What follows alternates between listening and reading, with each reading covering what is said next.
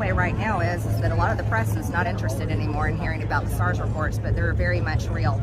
And the investigation that's happening through oversight is going to show that the Biden family is the largest crime syndicate that America's ever seen in politics.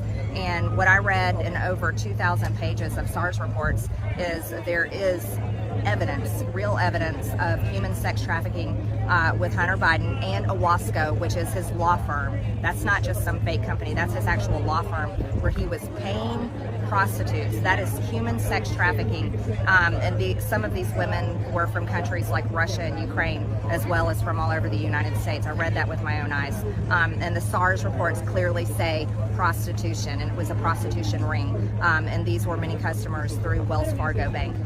Also, what we found in the SARS reports is clear evidence. So we have this in the bank records too. It's not just the SARS reports. We have the actual bank records, and it shows the financial transactions of money being wired in from countries like China, other countries like Ukraine, other countries, UAE, Africa, money wired into shell LLCs. These were LLCs. Now remember, a lot of people have LLCs, but you should be producing a product or a service. If you have a company, if you have a real legitimate company, you're producing a product or a service. These were fake LLCs for money laundering.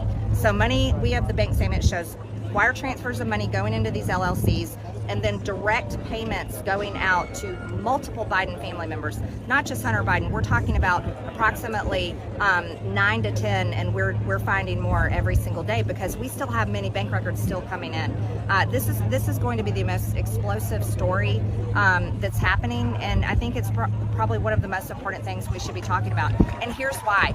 I don't care if they're Democrat, Republican, Independent, I don't care who they are, but if an elected official, Congress, Senate, the White House, the president, vice president, whoever they are, if they are abusing their position of power for influence peddling, and they're making a fortune and getting rich off of it, or their family is getting rich off of it, that is corruption that the American people should never allow.